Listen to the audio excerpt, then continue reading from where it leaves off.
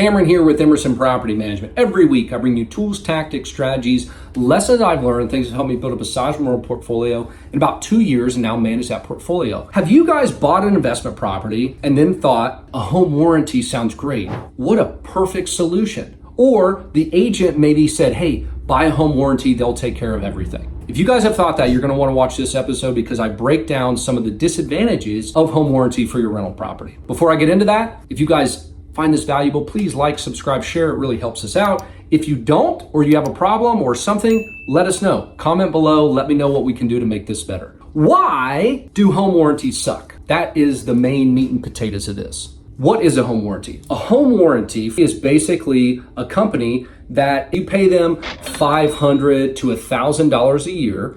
And what they do is they cover a handful of different things. Some of them cover very little. Some of them cover a lot, and some are all the way in between. So you see this a lot in real estate transactions. The agents will negotiate throwing in the seller paying for a home warranty to cover mechanicals and various repairs.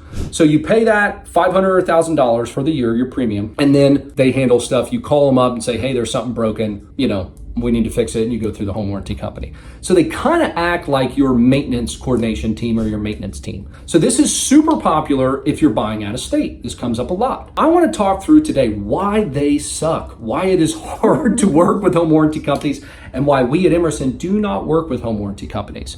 And I think after you see some of these notes on here, you'll probably want to save the $500 and not, or $1,000. I think I've heard even higher than 1,000. Somebody said it was $1,200 for their home warranty.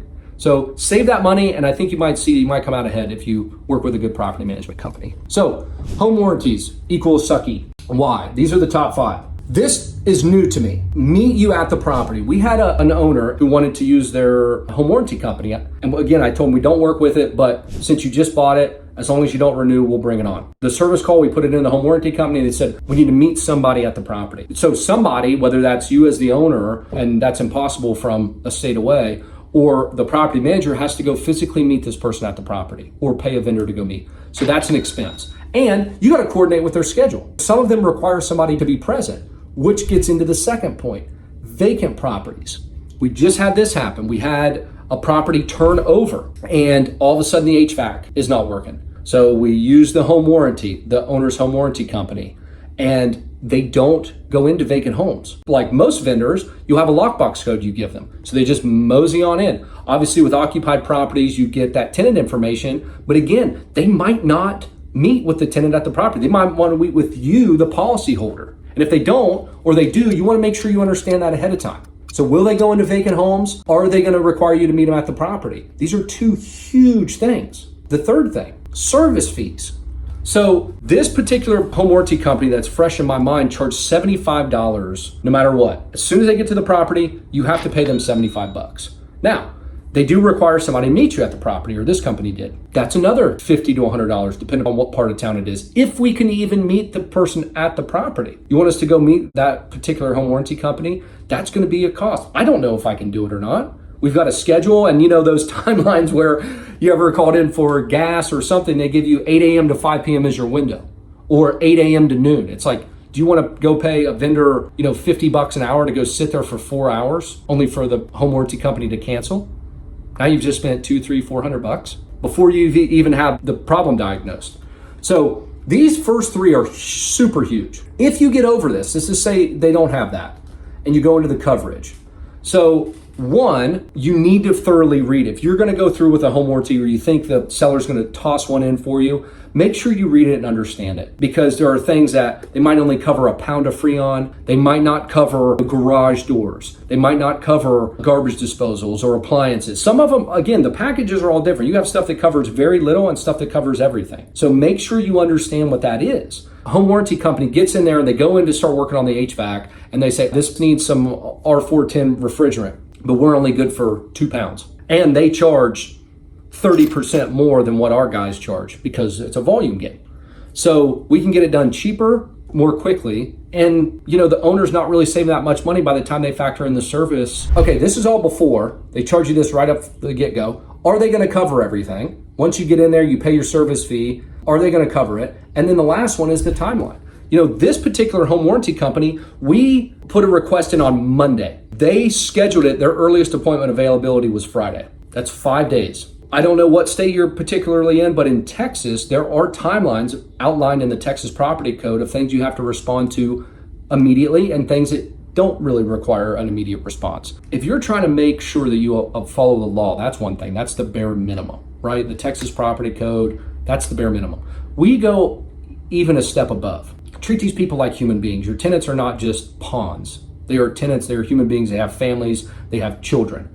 So when an AC goes out and you put the request in on a Monday and they said, we'll get out and look at it on a Friday, is that acceptable in the 100-degree heat? And then they might not cover it. Then we've got to get our vendor out. Now we know Friday that, hey, they don't cover this. This was a capacitor and they don't cover that. That's not covered under this. Now I've got to go pay a guy who might be able to get out there Saturday, maybe not till Monday. Now it's been a week that they're without AC in the summer. Is that acceptable? I can tell you our median speed of repair goal is 4 days. There are days that we get it done in 2. Somebody puts it in on Monday, it's done Tuesday.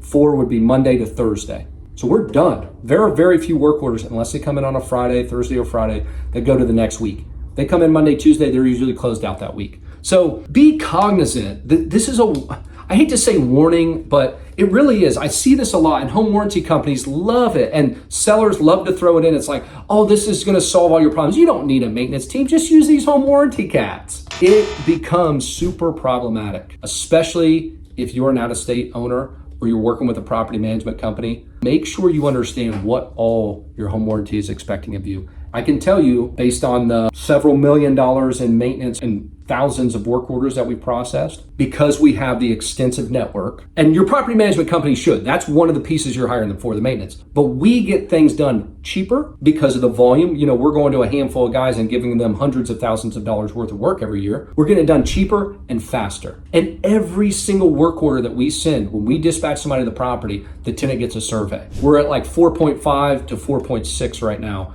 on a resident satisfaction out of 5. Every single time our vendors are tagged to that, so they get that survey. So if something's coming up, we can see, my gosh, ABC contracting company continues to get 2s. We have a conversation and we might terminate. We actually have terminated vendors for not getting the properties, the maintenance items done quickly and a low score. These home warranty companies and the people they contract to get low scores. They don't do it quickly. They may or may not cover it. They charge. By the time you add all this stuff up, it is really not worth hiring if you have a good property manager. And again, this creates a negative resident experience.